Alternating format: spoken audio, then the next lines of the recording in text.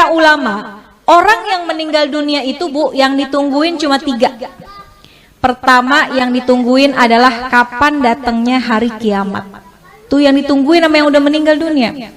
Kalau orang yang meninggal dunia orang soleh, ahli ibadah, sekalipun wafatnya udah puluhan tahun, ratusan tahun, tapi ketika dia di dalam kubur rasanya kayak cepet banget, nggak terasa. Kenapa? Karena Allah berikan hadiah kuburnya menjadi taman-taman surga.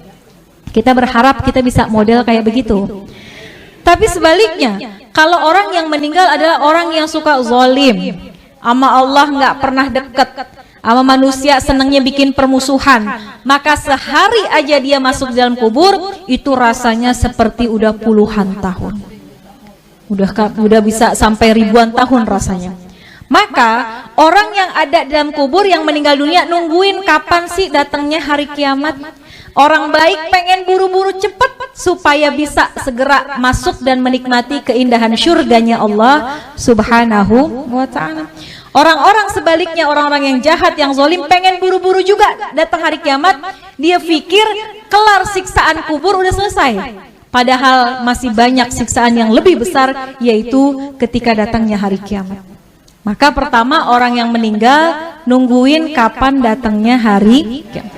Yang kedua, orang yang sudah meninggal kata ulama yang ditungguin kiriman doa dari yang masih hidup. Makanya kalau peringatan haul kayak gini Bu, yang paling girang adalah orang yang dihaulin. Itu dalam kitab Ruh digambarkan, orang yang dikirimin hadiah, ya, Fatihah aja, bahkan sekedar doa dari orang yang masih hidup kepada orang yang sudah meninggal dunia, di dalam kubur hatinya girang luar biasa, bahagia luar biasa, sampai penghuni kubur samping-sampingnya pada ngeliatin Bu.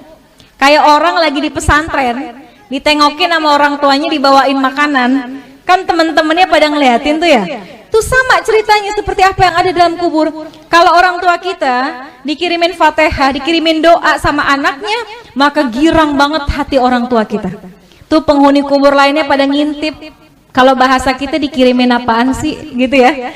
Maka mereka sangat menunggu kiriman doa daripada keluarganya yang masih hidup di dunia. Bahkan diceritain Bu, kalau yang ngirimin anaknya, keturunannya itu malaikat akan membawa doanya menggunakan nampan yang terbuat dari emas. Punya nggak nampan dari emas? Nggak ada. Tapi Masya Allah ketika kita meninggal dunia, malaikat hadirkan doa. Bisa jadi doa itu berupa ampunan, bisa jadi doa itu adalah rahmat yang dikirimkan oleh anak kita yang masih hidup di dunia. Maka yang ditunggu-tunggu itu doa. Makanya Bu, kenapa kita penting banget punya anak yang ngerti agama, supaya ketika kita meninggal dunia, Fatihah nggak lepas dari lisannya. Yasin yang dibaca dikirimkan pahalanya buat kita.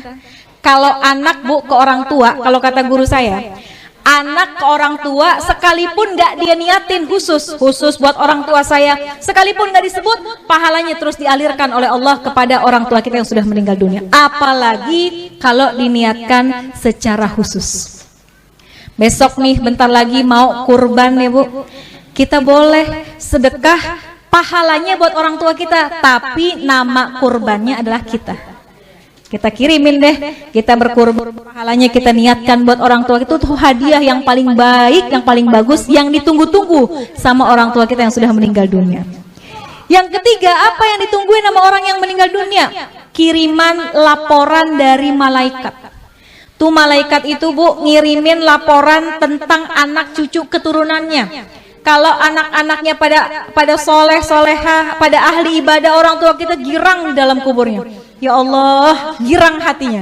Tapi kalau yang disampaikan oleh malaikat, anak-anaknya pada berantem, anak-anaknya ninggalin sholat, anak-anaknya pada nggak akur satu sama lain, itu juga berita itu akan sampai kepada orang tua kita.